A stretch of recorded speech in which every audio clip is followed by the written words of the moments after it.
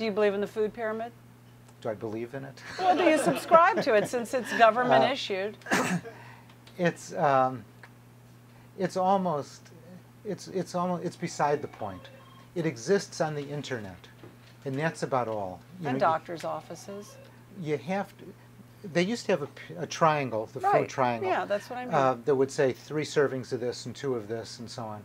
That was probably worthless, that nobody listened to it.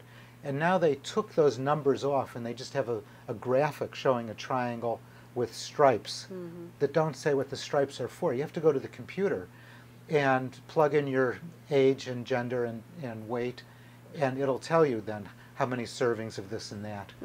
So nobody uses it. I mean, it's beside the point. And in a way, we don't need to use it. Well, If you remember, if you fill up on fruits, vegetables, and whole grains, and watch the salt and avoid trans fat, don't have soda pop, you'll be okay. you'll be fine. What do you think of diets? What do you think of the popular diets that are out there? You know, I mean, there's so many, I don't need to mention them, but there's an entire industry of diets.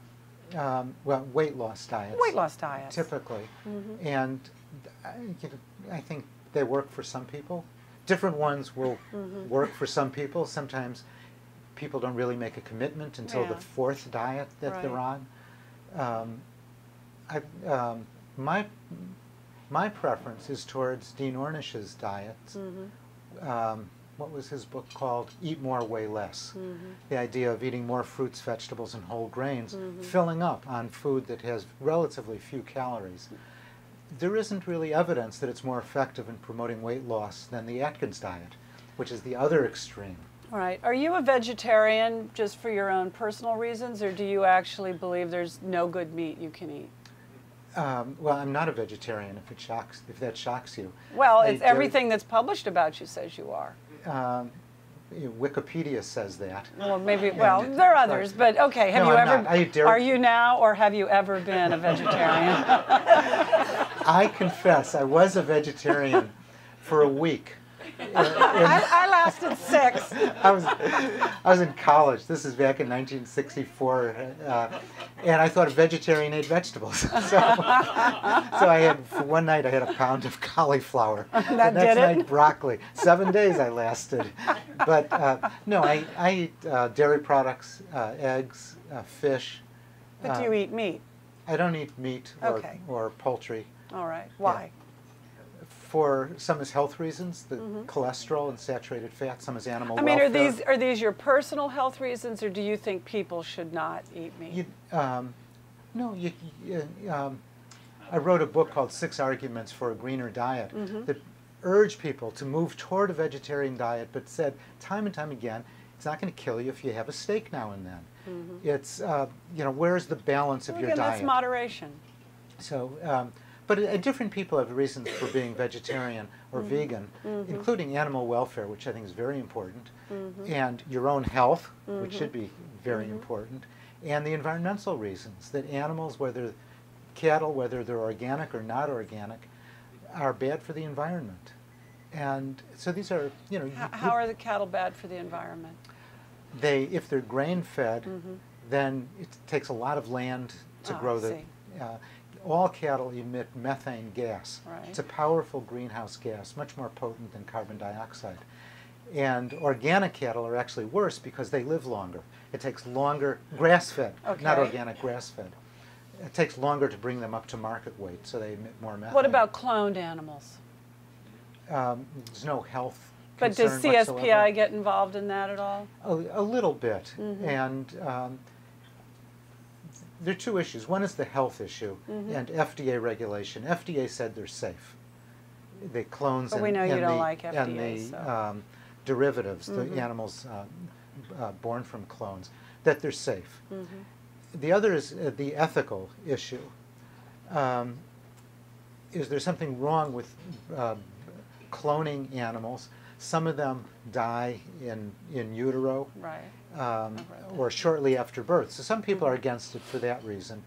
And that's could be a valid reason to be against them. It's not the FDA's purview. The FDA does not make ethical judgments. It makes safety judgments. and labeling kind of Right. judgments. And we think that's what FDA should stick to, not get into moral issues. But if the opponents of cloning, I'm not, CSPI hasn't opposed cloning. If the opponents are concerned about it, they should go to Congress and get Congress Right. to do something. But you've also said and I think I have this right, you don't think radiated food's a bad thing. That's right. Yeah. Or genetically engineered foods. Because people are worried about that. I think we have to look at every application of these technologies. It's politically correct to be against genetically engineered foods.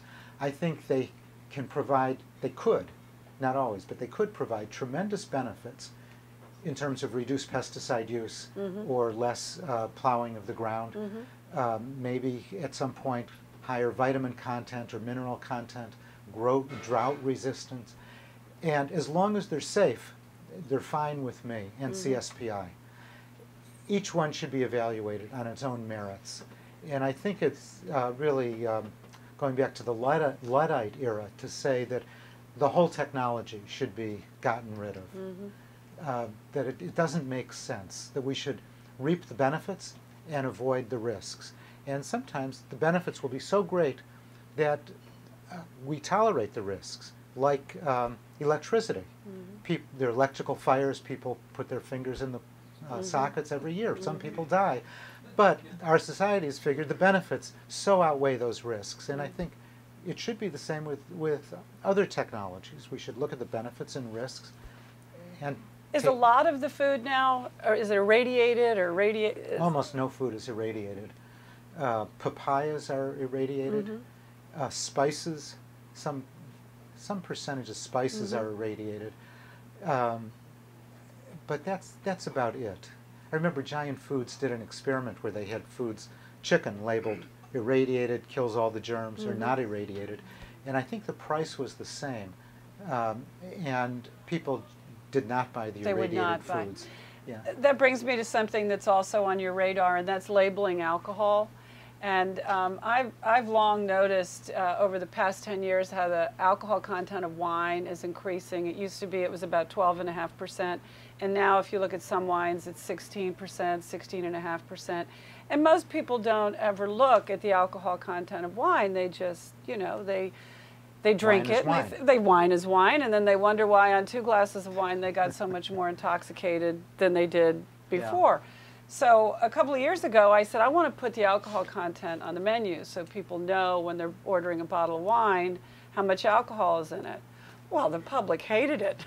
They did not want to know. They did not want that information. That's interesting. It is interesting because this is, you do want to see alcohol labeled.